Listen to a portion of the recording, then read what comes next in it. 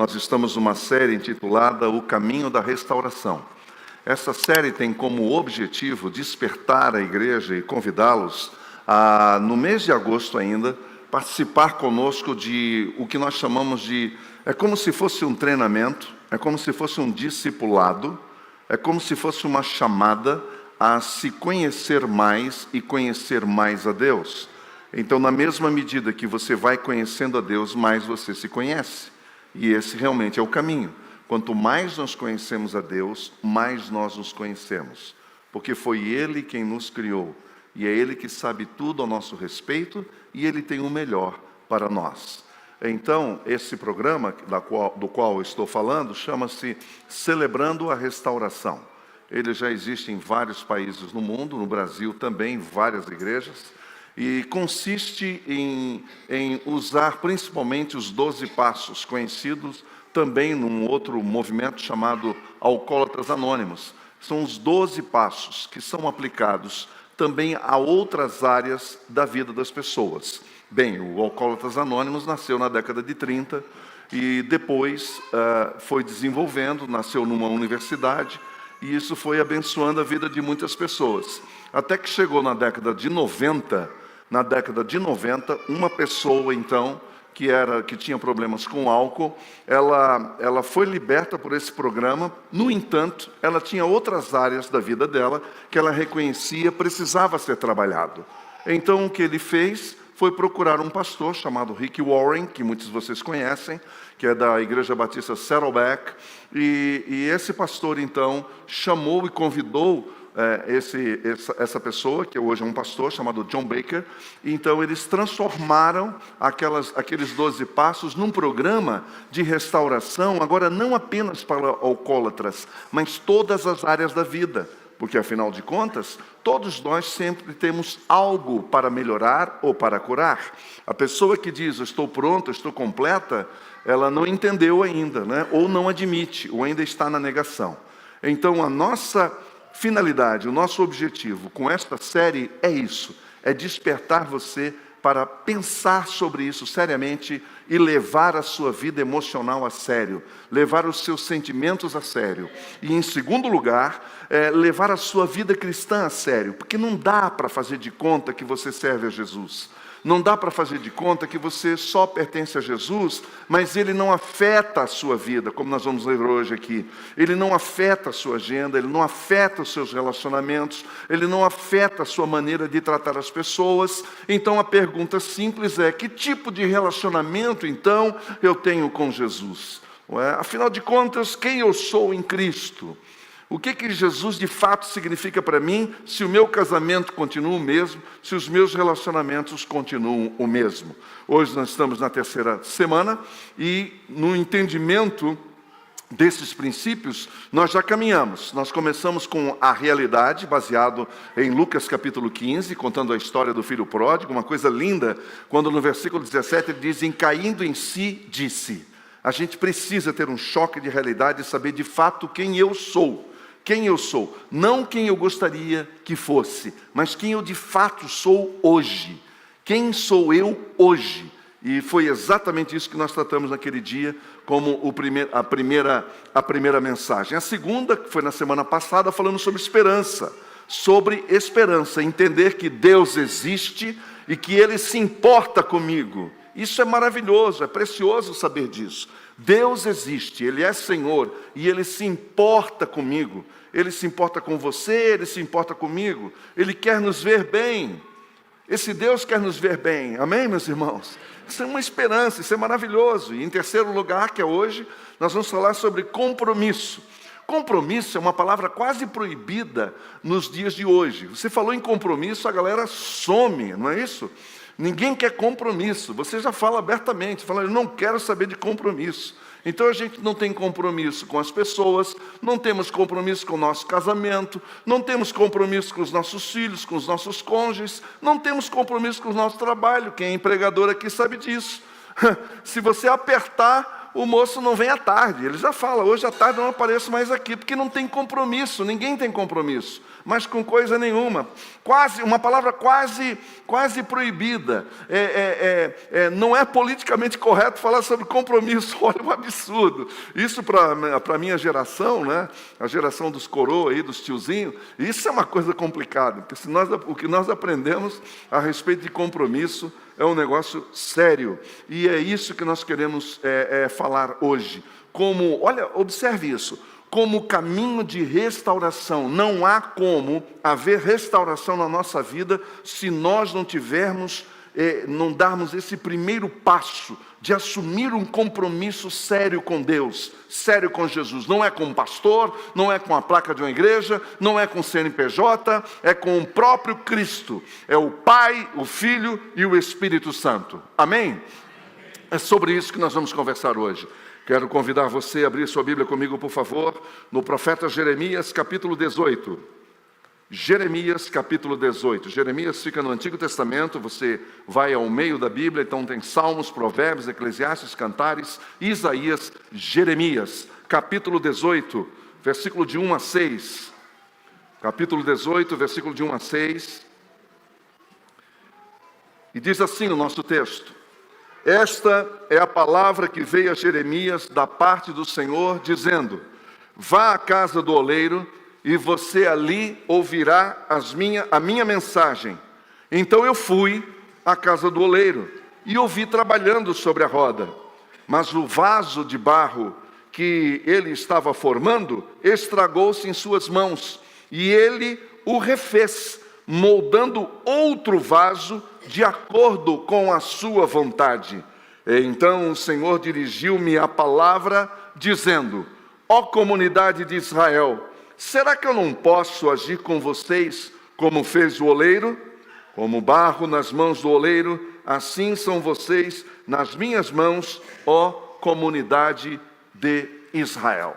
Vamos orar mais uma vez. Senhor Deus e Pai, muito obrigado pela presença dos teus filhos e das tuas filhas nesta manhã. E eu te peço que o Senhor venha abrir o nosso coração, abrir a nossa mente, que o Senhor venha trabalhar conosco nessa manhã, que o Senhor venha nos ajudar a assumir um compromisso contigo. Tira todo o nosso medo, toda a nossa culpa, todo o nosso preconceito que nós possamos ter em relação ao Senhor. Tira tudo aquilo que é ante o Senhor, que é ante Deus, que é ante Cristo, que é anti-evangelho, e abre o nosso coração para receber a Tua palavra. Eu oro por todos que estão aqui, eu oro por aqueles e aquelas que estão acompanhando de suas casas. Fala conosco, em nome de Jesus. Amém. Amém. Nesse texto nós vemos uma coisa muito simples, mas algo realmente tocante da parte do Senhor para nós. Eu queria fazer uma pergunta: qual que é o padrão de vida que você escolheu ter? Quando você pensa na sua vida, o que passa na sua mente? Qual é o tipo de padrão? Que tipo de vida? Eu não estou falando de grana aqui, eu não estou falando de morar não sei aonde, ter não sei que carro, não é isso que eu estou falando. Eu estou falando da sua vida mesmo, as suas relações, o seu relacionamento com Deus, o seu relacionamento com as pessoas que convivem com você. Qual é o seu paradigma? Qual é o seu padrão? Qual é o nível que você se estabelece? Qual é o ponto de referência que você tem? Nesse texto, nós vemos que Deus vindo em direção ao seu povo. Gente, isso é tão tocante. Deus vem em direção ao seu povo, querendo revelar a sua vontade para eles, para que eles possam fazer da vontade e do propósito de Deus o padrão da vida deles. Quem está falando essa palavra aqui é Jeremias. Jeremias, ele é profeta, filho de profeta. E uma das maiores crises que esse homem enfrentou é porque os seus colegas contemporâneos, os profetas contemporâneos de Jeremias, na terra de Jeremias, em Israel, estavam trazendo uma palavra para o povo que agradava o coração do povo, que não era a palavra de Deus. E isso levou Jeremias a ter uma crise. Vocês já devem ter ouvido falar alguma referência ao profeta, dizendo ele é o profeta chorão. Alguém já ouviu isso? É o profeta chorão, não é? Esse homem passou por uma profunda depressão. O estado que esse homem passou foi uma coisa difícil. Ele entrou em crise existencial,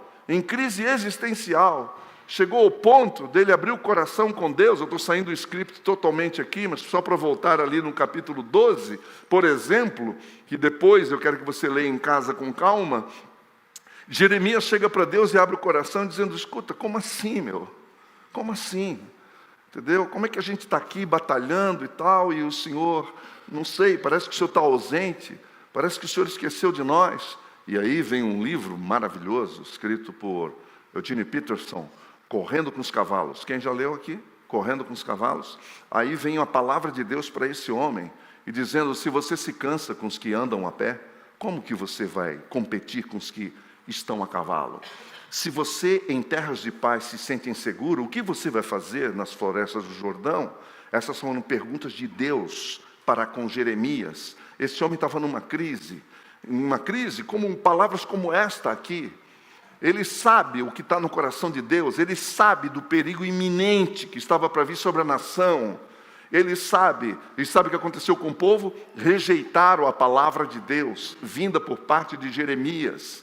E por causa disso veio grandes consequências. Eles escolheram desobedecer, eles escolheram rejeitar. E essa rejeição resultou em consequências severas para o povo de Judá, incluindo o exílio à Babilônia, a destruição de Jerusalém e do templo. A nação entrou em ruína. Você sabe o que é exílio? Exílio é um exílio forçado. É quando você é arrancado da sua terra e levado para uma outra, sem liberdade nenhuma, perderam toda a liberdade. Isso é exílio. Foi isso que aconteceu, tudo porque não ouviram a voz de Deus com a vida deles, e é isso que acontece conosco, quando nós não ouvimos Deus falando conosco.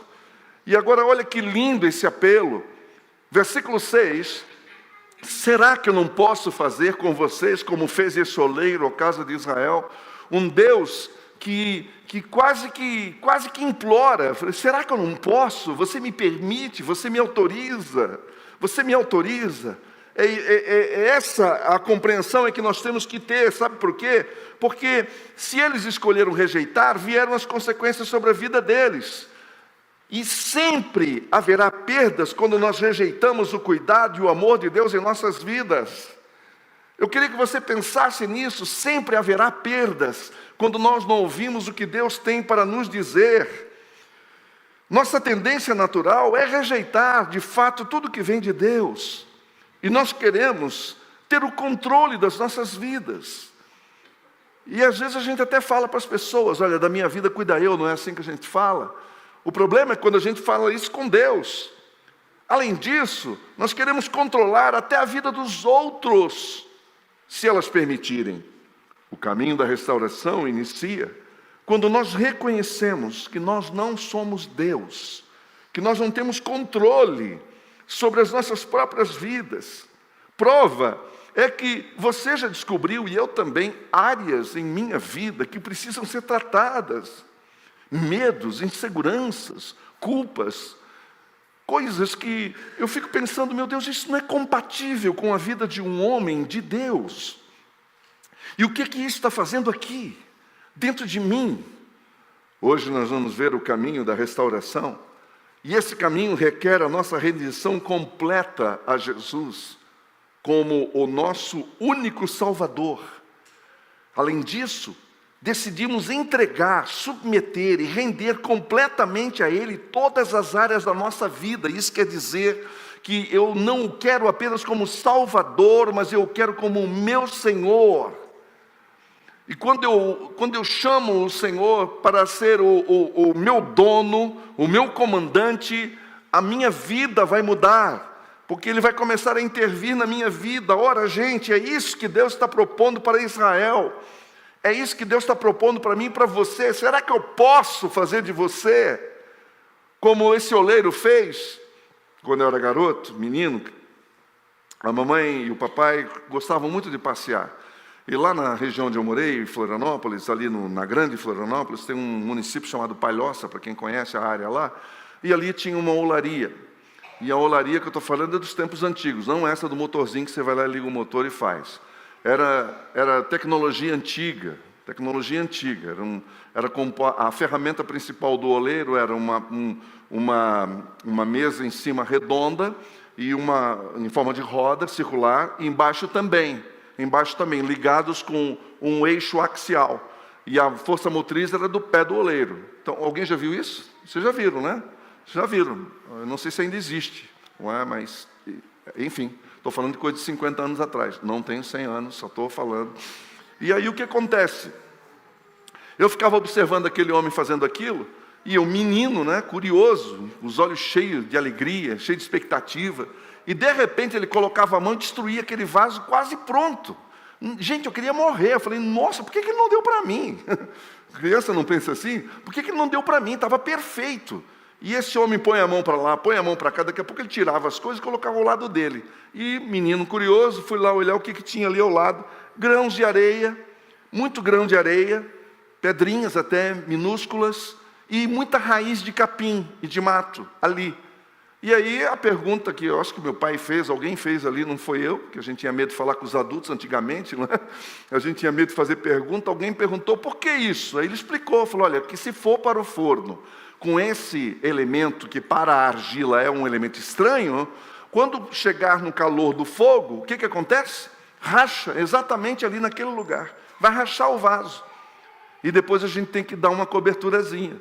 Aí alguém até disse que as donas de casa, quando chegavam no mercado para comprar vasos, elas diziam sempre assim, eu quero um vaso sem cera.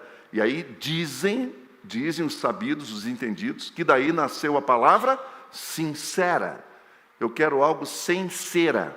Eu quero algo sem cera. Eu quero que seja sincero, que seja verdadeiro, legítimo, que não tenha nenhuma outra coisa. E é disso que nós queremos falar aqui. O Senhor Jesus, Ele quer que você seja um vaso por inteiro, verdadeiro. Ele não quer rachaduras na sua vida. Ele não quer que você se preocupe querendo fazer maquiagens só por causa dos outros, do que os outros vão pensar, do que os outros vão dizer. Quando nós nos rendemos aos cuidados de Jesus, nós paramos de carregar as nossas vidas sozinhas. A gente para de querer ser herói, a gente para de querer ser o tal. Nós paramos de fazer o trabalho de Deus. Nós entregamos a nossa vida e a nossa vontade. E isso significa passar totalmente o controle a Ele das nossas vidas. Venha o teu reino, disse Jesus na oração. Todos conhecem essa frase, vamos junto comigo? Venha o teu reino, seja feita a tua vontade, assim na terra como no céu. Vamos fazer novamente? Venha o teu reino, seja feita a tua vontade, assim na terra como no céu. Jesus ensinou seus discípulos a fazerem essa oração de entrega absoluta, de todas as áreas. E esta oração, ela deve ser aplicada à nossa vida quando? Dominicalmente? Semanalmente? Mensalmente? Não, diariamente. Essa é a oração diária que eu e você precisamos ter, não por repeteco, não por repetição gratuita, não porque você já decorou, mas nós entendermos isso, dizer, Senhor, vem o teu reino, vem o teu governo, vem a tua autoridade sobre a minha vida, e que a tua vontade seja feita na minha vida, assim, aqui, como ela é feita aí, ou seja, total liberdade. O Senhor tem um controle total. Isso também significa que tiramos o controle que outras pessoas têm sobre nós, e aqui você deve prestar atenção no que eu estou dizendo, porque quando nós não estamos debaixo do controle de Deus, isso nos torna vulneráveis, ao ponto de muitas vezes nós nos permitirmos sermos controlados por outras pessoas. Controlados por outras pessoas. Quanto maior é a minha intimidade com o Senhor, quanto maior é a minha entrega para o Senhor, da minha vida, do controle da minha vida, Giovana, menor vai ser a possibilidade de quem quer que seja, de interferir na minha vida. Porque já há um interventor, e esse interventor se chama Jesus. Amém? Esse interventor chama-se Jesus. É quando nós damos a Deus a permissão para fazer em nós aquilo que nós não podemos fazer nem por nós mesmos. Nós aprendemos a nos humilhar diante de Deus e dizer: Senhor, eu confesso, eu reconheço, eu admito, eu não sei como mudar. Não foi isso que Paulo falou, gente, em Romanos capítulo 7? Eu quero fazer as coisas, eu não consigo. Coisas que eu não quero fazer, eu faço. E as que eu quero fazer, eu não faço. Olha a luta interior desse homem. E aí o que ele disse: quem me livrará do corpo dessa morte? E ele mesmo responde dizendo: graças a Deus, por Cristo Jesus, o nosso Senhor, que Ele veio nos dar vitória sobre a nossa própria natureza. É quando nós nos humilhamos, E o que diz a palavra sobre humildade? Quem se humilha será exaltado. O que diz a palavra sobre humildade? Que o Senhor dá graça aos humildes e dá as costas aos soberbos. Olha que forte! O Senhor, Ele dá as costas ao soberbo. Nós aprendemos a confiar que os seus planos são melhores do que os nossos planos. Nós nos rendemos ao ponto de confiar em Deus, no tempo de Deus, no propósito de Deus, aí acaba a ansiedade. Para de liderar a sua empresa e pare de dizer que Ele é o sócio majoritário. E que tal chegar e colocar a sua empresa nas mãos do Senhor e dizer: agora é tua, toca do teu jeito, E o Senhor vai te dar sabedoria e graça, e você vai ver que vai ser infinitamente mais leve todas as coisas. Tudo vai se tornar leve. E mais, Ele nunca vai nos abandonar. O Senhor está sempre presente conosco. Amém, meus irmãos? O Senhor nunca nos deixa, nunca nos abandona. E você me pergunta: Antônio, quanto aquele dia lá que eu orei, busquei, e eu não ouvi a voz de Deus? Eu falei: todos nós passamos por esse dia, a noite escura da alma, todos nós passamos por isso. Todos nós aqui já tivemos uma oração que nós fizemos e não fomos atendidos. Nós não tivemos a resposta do jeito que nós queríamos. E muita gente já se frustrou com isso. Mas o interessante é que a gente costuma fazer isso quando nós temos o controle de tudo nas nossas mãos. Quando o controle passa para Ele, a gente simplesmente descansa. E sabe a coisa maravilhosa? É que Ele não exige de nós perfeição alguma. Ele sabe, Ele nos entende. Ele nos entende quando nós temos as nossas dúvidas. Quando aquela oração não foi atendida e você ficou com dúvida, ficou inseguro, insegura, eu quero dizer para você que não há no coração de Deus nenhuma revolta contra isso. Ele percebe a segurança. O que Deus não aguenta é a arrogância, é o orgulho. Mas uma pessoa humildemente quebrantada, humildemente que reconhece, falando: olha, eu quero acertar, mas eu não estou conseguindo, o Senhor vem em nosso socorro. E essa atitude tem que ser espontânea. E a gente precisa saber e lembrar disso. A gente precisa saber que Deus tem o controle de todas as coisas, que Ele vê por cima. Veja isso.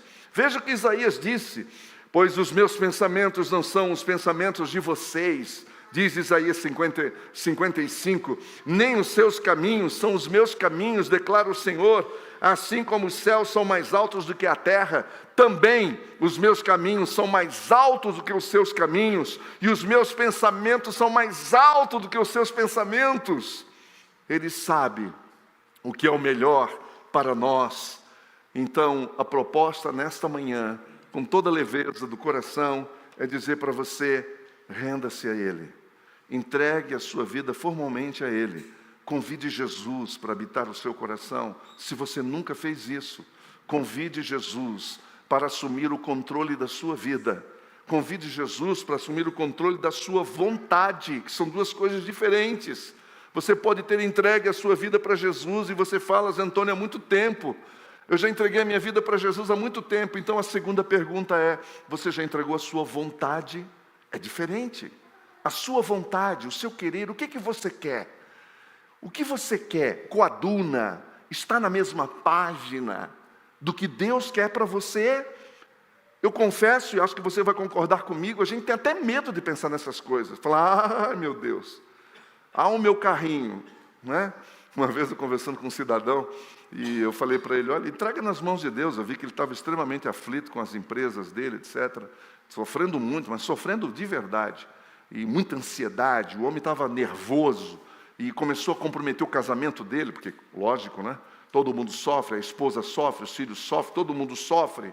E aí ele falou para mim assim: rapaz, na verdade eu tenho medo, vai que Deus tira as coisas de mim, né? E eu não queria muito, eu só queria e ele falou sério, eu só queria um barquinho, um aviãozinho e um apartamentinho lá em Fort Lauderdale. E ele começou a contar a história, eu falei: irmão, vamos lá, vamos orar. É difícil para nós, eu não posso condenar ninguém. Quem que já não pensou nisso? Deus vai mexer nas minhas coisas, você entendeu? Deus vai mexer nas minhas coisas. Posso falar uma coisa na boa? Na boa. Desculpa, Deus não quer nada seu. Ele não quer nada seu. Quem quer são os pastores. Toma cuidado com a pastorada, esse povo é perigoso. Agora, Deus não quer nada seu. Ele não pede nada seu, não se preocupe. Deus não quer o seu carro. Deus não quer aquilo que você chama de seu, sabe? Aquilo que você fala de meu, minha empresa, meu trabalho, meu não sei o quê. Deus não quer nada disso. Ele só quer uma coisa: seu coração. Filho meu, dá-me o seu coração. É isso que ele está pedindo para o povo de Israel aqui. É exatamente isso. Quando Jesus veio habitar em nós, Ele nos encontrou mortos e nos deu vida. Nos encontrou escravos e nos deu liberdade. Estávamos condenados e fomos justificados. E isso tudo de graça, pela graça, não custou nada. Nada. E aí você pergunta: então como eu posso me render a Deus? Eu falei: eu vou te mostrar. Nas palavras do próprio Jesus. Veja o que ele disse em Mateus 11, 28 e 30. Veja o que ele disse: vinde a mim, ou venham a mim, todos os que estão cansados e sobrecarregados, e eu lhes darei descanso. Vinde a mim todos aqueles que estão cansados de carregar tudo sozinho, de carregar tudo nas costas. Isso é para mim, isso é para você. Não é um convite à conversão, é um convite à confiança absoluta nele. É muito mais do que isso. É um caminho do discipulado. Veja com você, olha, continua o texto.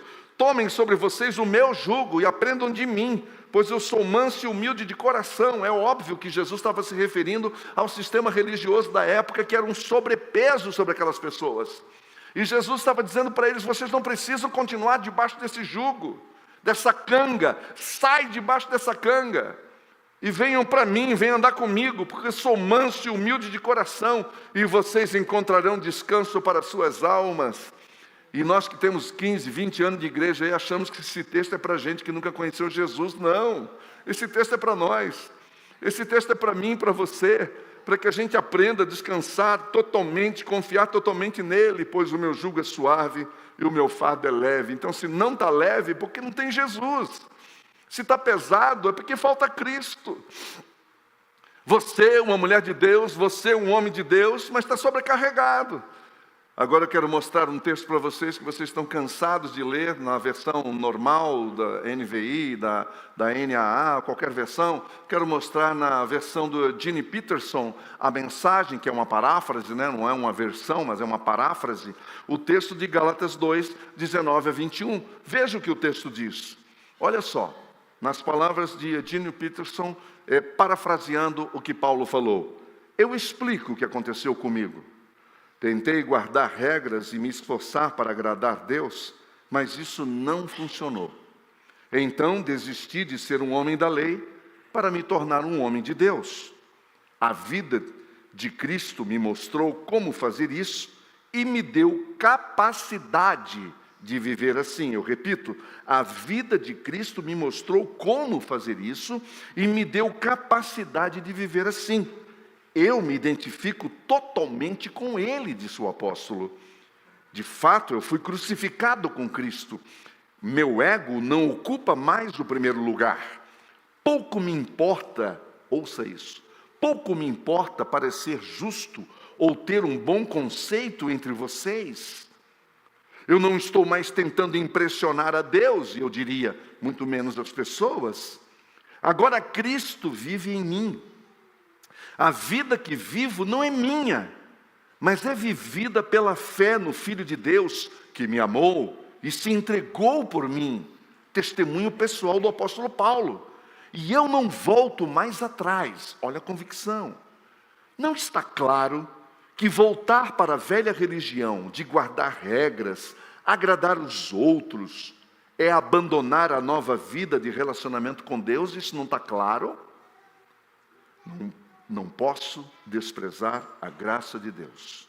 Se é possível ter um relacionamento vivo com Deus, apenas guardando regras, Cristo morreu em vão. Cristo morreu em vão. Olha que coisa interessante. Olha essa tese interessante de Paulo. Ora, se eu tiver que viver debaixo de regra e etc e tal, então para que Cristo morreu por mim? Não haveria necessidade. Então a proposta nessa manhã é, depois de entregar a nossa vida ao Senhor, agora nós vamos andar diariamente com Ele. Entregar a vida significa receber a salvação. Andar diariamente com Ele significa o processo de discipulado e de santificação. E aqui responde a uma pergunta que muitos me fazem: Antônio, é só isso? O só isso é só frequentar a igreja, dar dízimo, vir aqui, encontrar vocês, tomar café, ir embora? É só isso? Não, não é.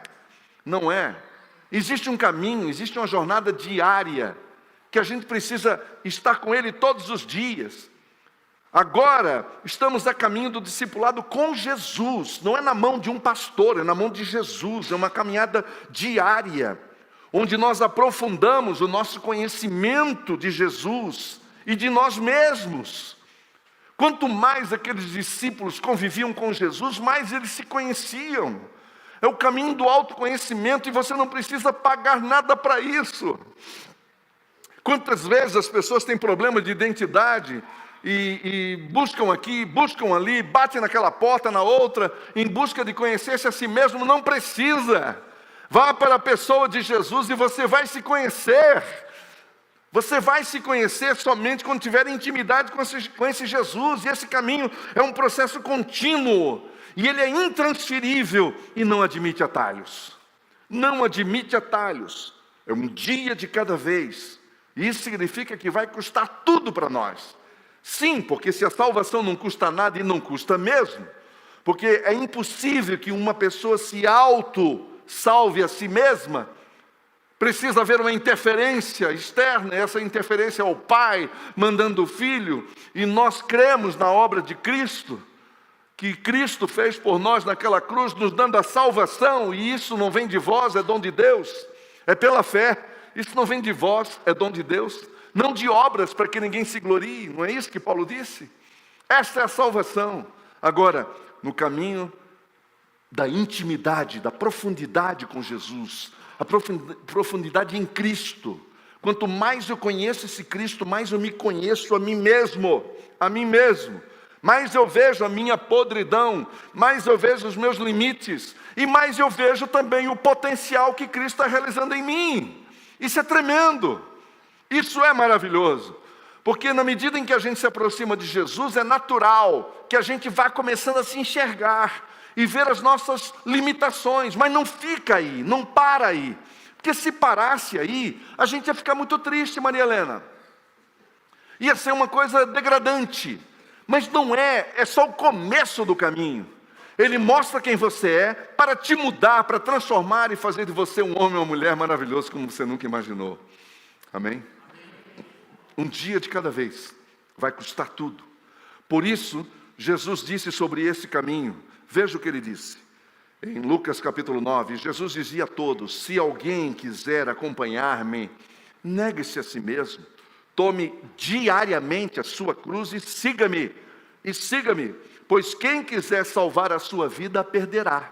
Olha que Jesus disse, quem quiser, quem estiver muito preocupado em salvar a sua vida, achando que se entregar a vida para Deus, esquece vida, esquece prazer, esquece vontade, que é o que nos impede mesmo, a gente fala, se eu me entregar para Jesus, se eu cair no caminho do discipulado, acabou o prazer. Não, você pode continuar torcendo pelo São Paulo, a gente deixa. Come on, 2-0. Come on. Eu falei para uma delas aqui, se você vier com a camisa do São Paulo hoje aqui. Agora pense comigo, não é isso que passa na nossa mente, é ou não é? Vou perder todos os meus prazeres? Entendeu? Quem traz cadeia é a religião. Jesus, ele traz liberdade. Aí você vai dizer, eu não quero, eu não faço porque eu não quero. Eu escolho não fazer. Isso é liberdade. Eu não tomo porque eu não quero. Não é porque tem alguém dizendo toma ou não toma. Que tem uns crentes neuro aí, né? Que não pode fazer aquilo, aquilo outro, etc. É uma loucura. Por isso que as pessoas têm tanta dificuldade. E aí quando você chega em Jesus, não tem barreira nenhuma. Meu Deus do céu. Quem que inventou essa barreira então? De onde é que veio essa barreira? Olha o que Jesus está dizendo. Quem quiser salvar a sua vida vai perder. Agora, quem perder a vida, por minha causa, salvará. Ele está querendo dizer o seguinte, a verdadeira vida, você não tem ideia do que é. Você ainda não conhece a verdadeira vida que eu tenho para dar para você. Porque a gente fica pensando nesses prazeres epidérmicos e superficiais que nos rodeiam todos os dias. A gente chama isso de vida. A gente chama isso de vida. Quando Jesus chama de vida, é paz interior, é o controle total da paz dele em nossa vida, sem regras, sem pegação, sem gente nos controlando e dizendo o que você deve ou não deve fazer. E aí a pergunta crucial de Jesus é, o que adianta ao homem, aqui é o gênero, né? O que adianta para a humanidade, o que adianta para as pessoas ganhar o mundo inteiro e perder-se ou destruir-se a si mesmo? E na outra versão está perder a sua alma. O que adianta isso? O que adianta você ganhar o mundo inteiro e perder a sua alma? É isso que Jesus está dizendo, passe o controle da sua vida para mim, não apenas a sua vida, mas a sua vontade.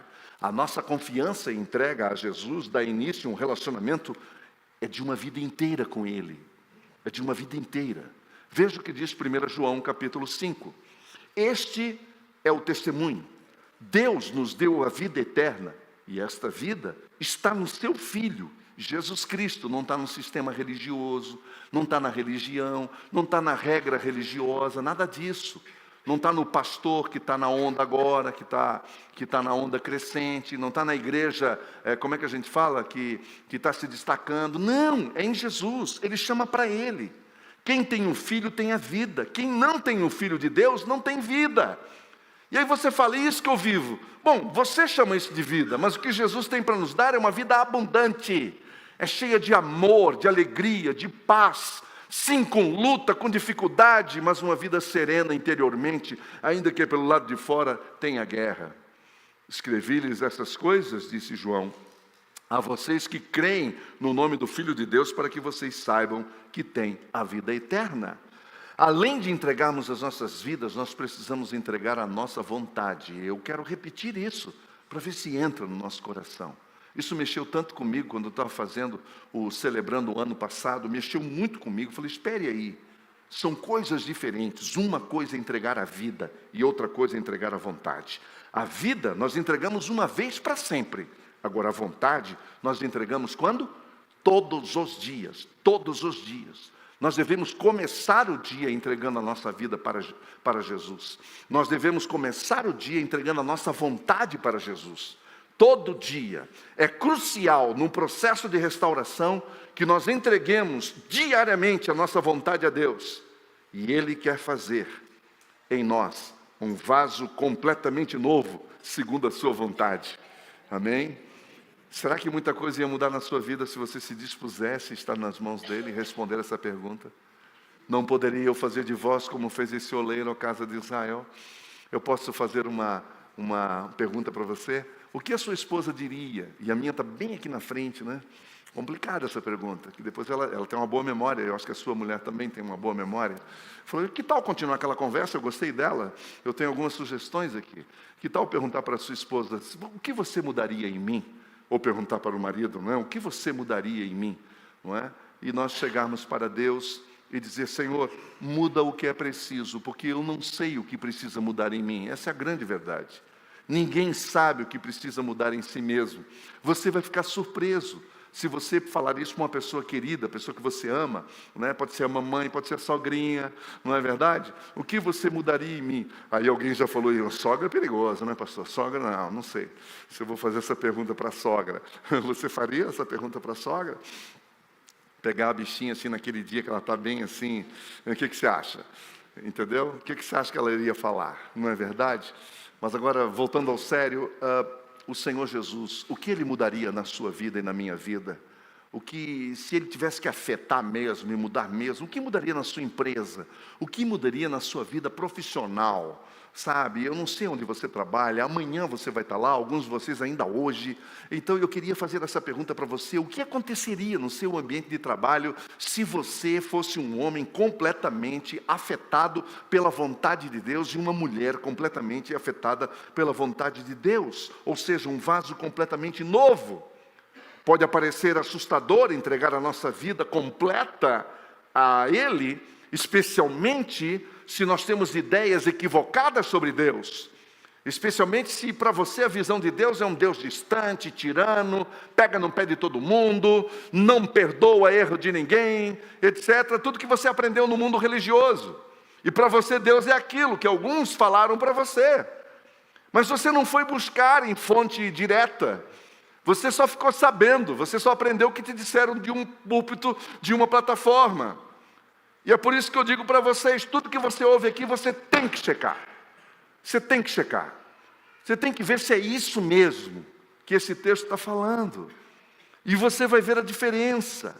Nós pensamos que Deus não sabe o que é melhor para nós. Mas a palavra nos diz que a vontade dEle, ela é boa, ela é perfeita, ela é agradável. Ao invés de você querer mudar o seu marido, que tal colocar o seu marido nas mãos do Senhor? Nas mãos do Senhor. Ontem à noite, eu estava conversando com um casal aqui, no nosso encontro da noite, e primeiro ele saiu, me deu um abraço, dizendo: obrigado, Zé Antônio, que bom, a gente se vê, etc. Tá bom. Veio a esposa dele. A esposa dele tão assim, tinha algumas resistências, etc. E eu falei para ele: olha, pare de resisti-la, pare de brigar, pare de bater de frente. Entrega, confia. Ele me olhou assim, falou: velho, você não sabe com quem eu convivo, entendeu? Todos nós falamos isso, né? Você não sabe com quem eu convivo, não é? Mas eu falei para ele: experimente crer, confiar em Jesus. Coloque a sua esposa nas mãos do Senhor. Ontem ela passou por mim aqui, e aí, primeiro ele passou e disse: Zé Antônio, tem umas mudanças acontecendo lá em casa. E aí eu perguntei para ele: e aí, cara, você que está fazendo tudo? Eu falei: não, muito pelo contrário, eu parei de fazer. Parei de falar, parei de opinar, parei de criticar, parei de julgar. Agora eu estou indo para a presença de Deus dizendo: Senhor, só Tu podes mudá-la. E Deus está mudando o coração dela. É uma coisa linda. É isso que acontece, é isso que Deus quer fazer. É isso que Deus quer fazer. O apóstolo Paulo disse, não é, que Deus sabe o que é o melhor para nós. E Ele vai fazer tudo de acordo com a vontade dEle, que vai ser bênção na nossa vida. Bênção na nossa vida. Paulo disse: sabemos que Deus age em todas as coisas para o bem daqueles que amam, daqueles que foram chamados de acordo com o seu propósito. Estar e viver no caminho do propósito de Deus é andar na luz, é andar no caminho da paz, mesmo que nós tenhamos dias difíceis. É confiar completamente ao Senhor. Gente, paz não é ausência de guerra e de conflito. Paz é paz interior. Jesus nos ensinou a pedir diariamente, eu repito: venha o teu reino, seja feita a tua vontade, assim na terra como no céu.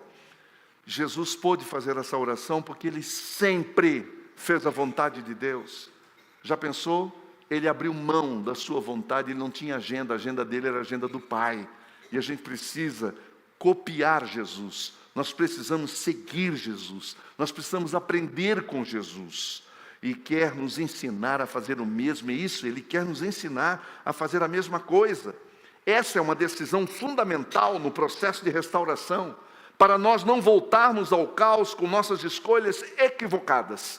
Então o nosso apelo aqui é: seguir a Jesus é o mais fascinante projeto de vida, mas seguir a Jesus tem que haver mudanças profundas, e isso só acontece quando você entrega deliberadamente, de sã consciência, a sua vida nas mãos de Jesus e o tem como seu único Salvador.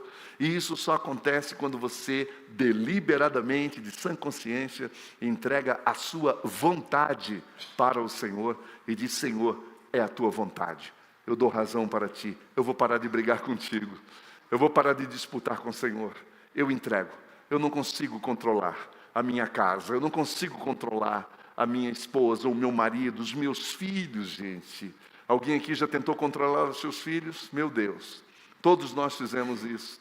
Todos nós temos uma confissão a fazer. Todos nós temos uma confissão a fazer. Nós tentamos controlar os nossos filhos. A gente queria que fosse uma mini maquete da gente mesmo, não é? Imagina isso, não é? Então é isso, é submeter completamente. Como nós decidimos fazer a vontade de Deus? Como fazer essa vontade de Deus? Em primeiro lugar, confiarmos plenamente em Deus, a ponto de crer que a sua vontade é melhor do que a nossa. É entregar totalmente nas mãos de Deus, crer que a sua vontade é melhor do que a nossa, ainda que eu não esteja vendo o dia de amanhã, não esteja vendo o final disso. Jesus, no Getsemane, ele disse: Pai, se possível, passa de mim esse cálice, mas que não seja feita a minha vontade, sim a tua. E Jesus passou pelo sofrimento. E o que ele pediu é que fosse evitado o sofrimento. Ele não queria tomar aquele cálice que ele repetiu lá no outro dia. Lembra quando ele disse Eloi, Eloi, lama sabachthani? Deus meu, por que me desamparaste? Ali era a hora do cálice. Aquela foi a hora do cálice. Aquela foi a hora que ele bebeu até a última gota. Porque exatamente naquele momento, todo o pecado de toda a humanidade, de todos os tempos, fora colocada sobre o Filho de Deus. E como Deus, o nosso Deus santo e puro, não tem comunhão com o pecado, então naquele momento, naquele instante, há um silêncio de Deus. Quando o seu Filho estava sendo ofertado no meu lugar e no seu lugar. E é a respeito disso que Cristo disse: se possível, passa de mim esse cálice. Porque ali era o homem orando, ali era o Filho do homem orando.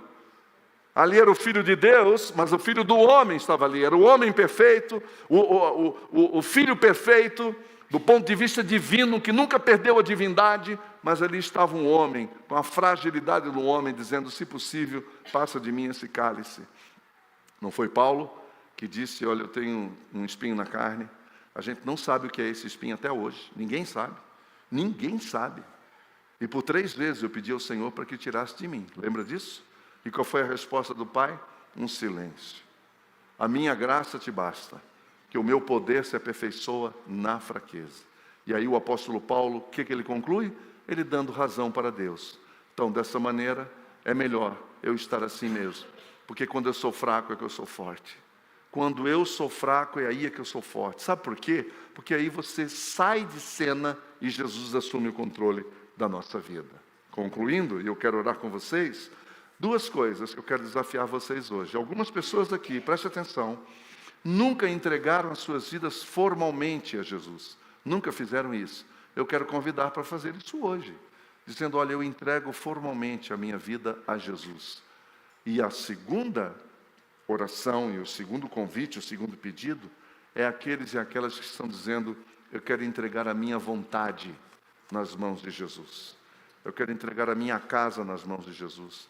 Eu quero entregar o meu casamento nas mãos de Jesus. Eu quero entregar o meu emprego, o meu trabalho, a minha vida profissional nas mãos de Jesus, para que Ele possa fazer o que Ele quer fazer, e não o que eu acho que tem que ser feito, mas sim o que Ele quer fazer, e você vai viver em paz. Amém?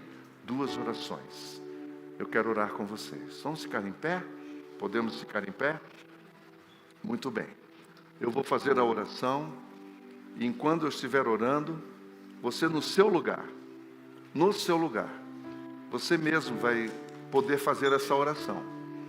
E vai poder entregar a sua vida para Jesus. E eu quero que você faça isso mesmo. Que você diga, aquelas pessoas que estão dizendo nesta manhã, que querem entregar as suas vidas para Jesus, eu quero convidar você a fazer uma oração silenciosa, uma oração para dentro de você. E essa oração diz o seguinte: repita comigo conversando com Deus, uma oração silenciosa. Diga: Senhor Jesus, nesta manhã, eu entrego a minha vida nas tuas mãos. Eu reconheço que até hoje eu a levei do meu jeito, do meu modo. Eu escolhi viver a vida do meu jeito. E não deu certo. Há coisas que eu preciso mudar e não consigo mudar. Eu preciso de Ti. Eu dependo de Ti. Eu não consigo lidar com os meus pecados. Eu confesso a Ti que sou pecador, que sou uma pecadora. E que somente o Senhor é que pode perdoar os meus pecados. Somente o Senhor é que pode me libertar dos meus pecados. E eu reconheço que o Seu sacrifício foi perfeito, insubstituível, e que não precisa mais ser repetido. Eu confesso que o sangue que o Senhor derramou na cruz é suficiente para apagar os meus pecados. Eu recebo o Teu perdão nessa manhã. Eu imploro e eu recebo o Teu perdão dos meus pecados nessa manhã. E Te reconheço como o meu único e suficiente Salvador. Eu quero que Tu sejas o meu Salvador. Eu quero que Tu sejas o meu Senhor.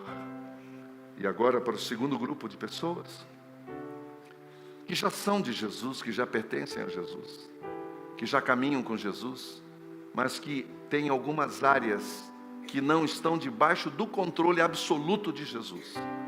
É a hora de nós orarmos e confessarmos a nossa limitação, confessarmos que nós não somos Deus, confessarmos que nós não temos controle sobre a nossa vida e que nós precisamos do controle dEle e que nós precisamos que a vontade dEle prevaleça na nossa vida, para que haja mudança em nós, para que haja mudança na nossa família, na nossa casa. Diga comigo: Pai de amor, nesta manhã eu confesso que eu tenho controlado a minha vida, que eu tenho dirigido a minha vida do meu jeito, que eu tenho sido o Senhor da minha vida, que eu faço realmente o que está no meu coração, que eu tomo decisões sem consultar o Senhor, que eu faço deliberações, que eu tenho reações, que não consulto o Teu coração para saber se é certo ou errado, se é bom ou ruim, se é da Tua vontade ou não. Eu confesso que tomei muitas decisões na minha vida, mesmo Te conhecendo, mesmo Te amando, mas eu assumi a dianteira em muitas decisões, e isso trouxe dor para a minha família, isso trouxe problema para o meu casamento, isso comprometeu a minha vida profissional, comprometeu o meu relacionamento com pessoas, e eu estou aqui nessa manhã para Te pedir perdão, e pedir que o Senhor me ajude a entregar a minha vida e a minha vontade nas Tuas mãos. Eu quero entregar a minha vontade nas Tuas mãos. Ajuda-me, Senhor, porque eu tenho a tendência de controlar. Eu controlo a minha vida. Eu quero controlar a vida de pessoas que convivem comigo. Senhor, me ajude, Pai, a entregar nas Tuas mãos o controle de toda a minha vida. Eu nunca, jamais quero ser controlado por ninguém, e eu não quero controlar a vida de ninguém, e nem a minha mesma. Eu quero que o Senhor assuma o controle da minha vida. Assuma o controle da minha vida e muda a minha história, muda a minha casa, muda o meu lar. Muda, Senhor, muda o meu relacionamento com as pessoas. Muda o meu relacionamento com as pessoas. Traga humildade para o meu coração, tira o orgulho, tira a arrogância, tira tudo aquilo que não vem de Ti. Faça uma obra completa na minha vida nessa manhã. É o que eu Te peço e Te agradeço. Em nome de Jesus. Amém.